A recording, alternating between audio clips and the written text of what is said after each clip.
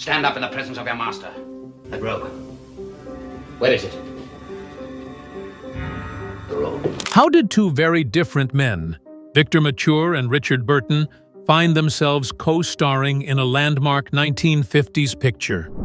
In order to discover, we must first comprehend the initial process of their casting. It all begins in 1913 in Louisville, Kentucky, for Victor Mature. His Swiss mother and father both work in the cutlery and scissors industries. Victor falls into the habit of working early, selling candies door to door, running elevators, and doing whatever pays since money is short. His family is already financially stable by the time he's a teenager.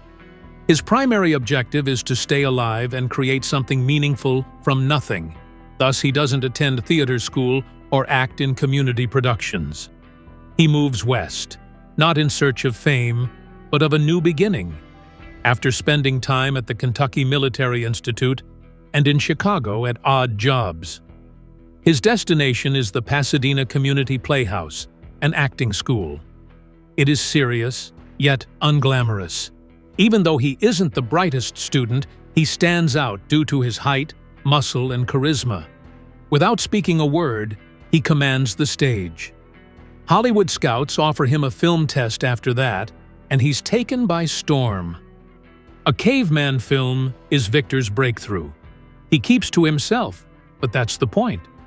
Hollywood wants him to do all the talking so that his powerful jaw, muscles, and silent focus can do the talking. He has a breakout decade in the 1940s. He plays heroes, soldiers, outlaws, gladiators, and other heroic and villainous characters in epic, dark, and noir thrillers. He has a strong fan following, collaborates with renowned filmmakers, and is seen with industry heavyweights. On the other hand, he has no intention of ever considering himself an actor. He considers it his work. He doesn't care about fame for fame's sake. He's realistic, down-to-earth, and practical.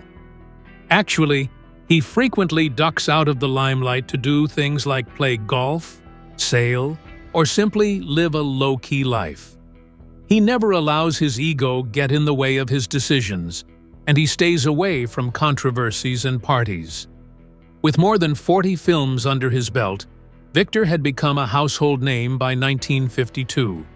His long-term deal with 20th Century Fox has allowed him to maintain a consistent schedule despite the frequent departure of other performers. He consistently delivers as promised, is a joy to work with, and is notoriously trouble-free on set. He's 39 years old, well-respected, and stands by his reputation. What he doesn't anticipate, though, is that a man over 12 years his junior, who is only now making his imprint on Hollywood, will soon pose the greatest threat to his career. Introducing Richard Burton. Burton's tale begins in a place distant from California. He was born in a coal mining town in Pontrydd, Wales, in 1925. His drunken father toils away in the mines. Things are tough, and finances are considerably more limited than they were for Mature. Burton moves in with his elder sister and her husband after his mother passes away. He's energetic, talented, and full of fire, but everything changes when a teacher in his town, Philip Burton, recognizes his potential and takes him under his wing as a mentor. Richard eventually becomes the legal ward of the teacher and adopts his surname. A scholarship at Oxford and a plunge into the realm of classical play are the results of that decision. Burton enrolls in exclusive institutions to master Shakespearean recitations, while Mature hauls boxes in Chicago. During World War II, he enlists in the Royal Air Force, but stays off the front lines to perfect his dramatic voice and appear in training films. He becomes known for that voice, deep and thundering. His arrival on the British scene at the conclusion of the war is like a thunderclap. Hollywood begins to court him after critics proclaimed him a once-in-a-generation talent. Upon his arrival in Los Angeles, Burton has already undergone a transformation. He defies Hollywood norms by not signing lengthy contracts, not following the studio system, and generally not behaving like an actor. It's obvious that he's young, passionate, and very serious about his work. A haunting figure stuck in a complex love triangle, he performs in a gripping drama, making him a splash. The picture he made in the United States was his first Oscar contender. While Mature earned his reputation for physical prowess and charisma on screen, Burton is gaining acclaim for his nuanced performances and wide variety of emotions, which has studio executives clamoring for more of his work. But now the two guys are heading straight for each other. The production company 20th Century Fox is getting ready for a big release in 1952. The new technology called CinemaScope is the studio's bet. The end objective is to present the first widescreen film, a massive biblical epic. Expanded perspective, larger audience, increased profitability. They cast Burton in the role of the Roman tribune who watches over Jesus' crucifixion. The part is emotionally charged, has lengthy speeches, and requires a great deal of screen time. They cast Mature, a Greek slave who plays an important supporting role in the plot's spiritual change, to counteract him. On paper, it's the ideal synthesis of classic Hollywood and cutting-edge acting. Disputes actually begin at a young age. Yes, it's a big budget, but to Mature, the film is simply another set, another character, another storyline. It is art in Burton's eyes. He approaches the screenplay with a serious, purposeful, and slightly icy demeanor after reading it word by word. Mature gets things done without a fuss, is pleasant with the team, and is easygoing and informal. Burton is used to a world of theatrical classes and rehearsals, whereas Mature is more accustomed to a world where getting sober and hitting your target are paramount, and the strain is beginning to show. They couldn't be more different in personality. Mature is a calm, collected guy who can take long shots without losing his composure. On the other hand, Burton is a firebrand. His personal problems spill over into professional life, and he drinks excessively and stays up late. Sure, he's bright, but he's also quite erratic. Its unpredictability begins to permeate the set as the production progresses. You can sense the tension rising between them while Mature observes and maintains his distance. Over $5 million is spent, making it one of the largest budgets for that era. The level of pressure is well known to all parties concerned. Every attempt is crucial. There is no margin for error. Burton portrays Marcellus, the Roman tribune responsible for Jesus' death, and Mature plays Demetrius, his Greek slave, in this grandiose narrative. The film's emotional weight is carried by their characters, who do more than merely exchange scenes. There is no chemistry when they are not on camera. Burton stands alone before takes, runs his lines intensely, and prepares with pages of notes. Relaxed, reliant on instinct and rhythm, Mature arrives, prepared to go. The directors and crew are quick to note the difference. Camera angles, language, and clothes are all subject to Burton's scrutiny. Concerning the film's tone, he and director Henry Koster fight. Rewrites are something he gripes about. Despite the studio's insistence that he deliver, Burton is beginning to regret his decision to work on the project due to his distaste for the screenplay and its religious overtones. He wishes he were recognized for more serious drama. Contrarily, an adult never begs for something. Just like any other job, he hates the script, but he has to show there, perform his job, and then go on. The event involving Gene Simmons follows. Despite being married to British actor Stuart Granger at the time, Simmons gets cast as Diana, the love interest. However, word quickly circulated during production that Burton and Simmons spent a lot of time together, both on and off set. After the crew members ignore the rumor for a while, word gets to Granger. He pops up out of the blue one day. Supposedly, he charges onto the property, approaches Burton, and yells at him, with some accounts suggesting that he even has a gun. Burton refuses to give an inch. Although the altercation remains private, rumors travel quickly throughout the studio. Though uninvolved, Mature observes the consequences. The fact that Burton brings his personal problems to a high-stakes shoot is additional evidence that he lacks discipline, in his opinion. Separating his personal and professional life is important to him. Therefore, he maintains everything businesslike. Instead, Burton does the exact reverse. He brings the good with him and the terrible with him. The suspense grows as more and more scenes are added. Burton gives dramatic monologues with precision, while Mature gives a powerful yet understated performance as Demetrius. There is friction between takes, but the contrast works.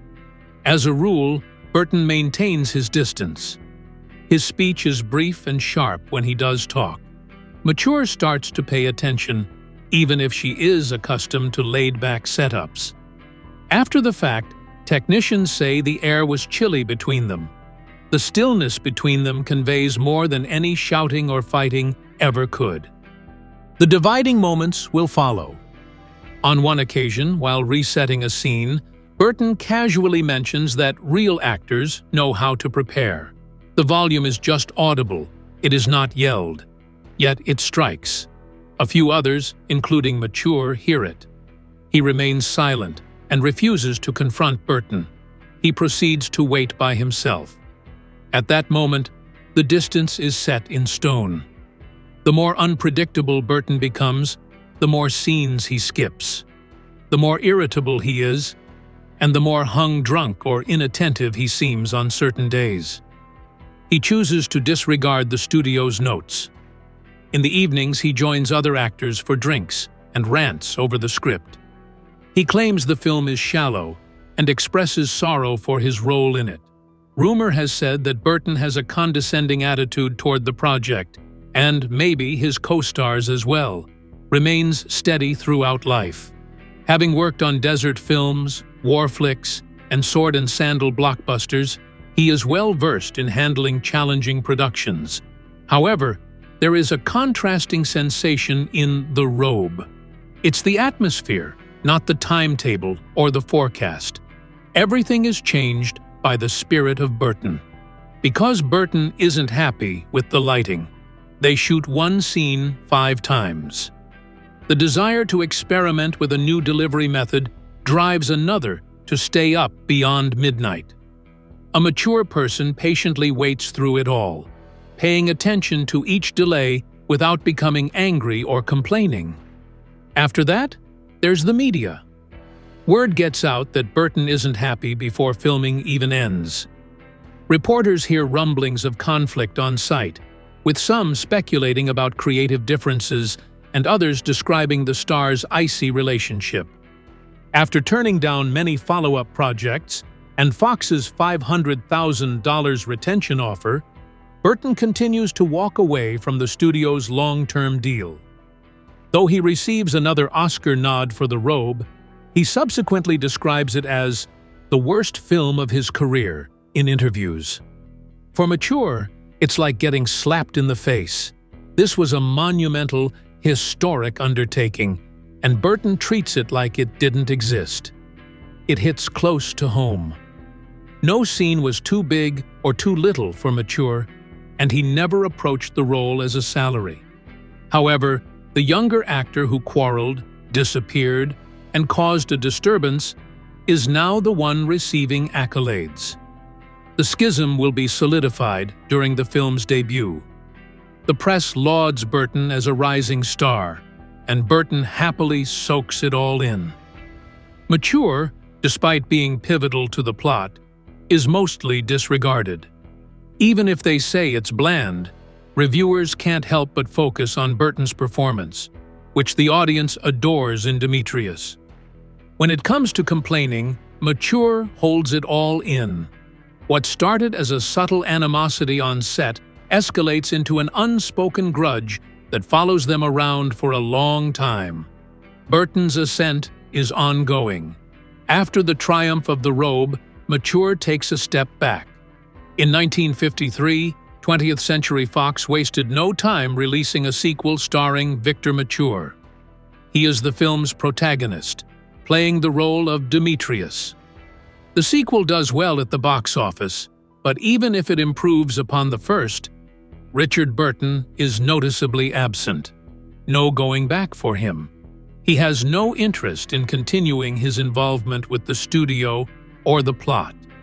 It is evident that Burton has progressed and surpassed while Fox attempts to recreate the enchantment. Richard Burton rises to stardom and financial success within the next decade. Earning more than $1 million a picture by the early 1960s is something that only a small number of performers could boast at that time. He is the focus of attention due to his voice, personality, and personal life. In Elizabeth Taylor's 1963 film Cleopatra, he portrays Mark Antony. The audience doesn't seem to care that the picture cost the company over $30 million. No one is looking away from Burton and Taylor. Their romance starts while they are shooting. The press goes ballistic, and the photographers trail them everywhere, despite the fact that they are both married to other people. Their 1964 wedding made them the most photographed couple on the planet.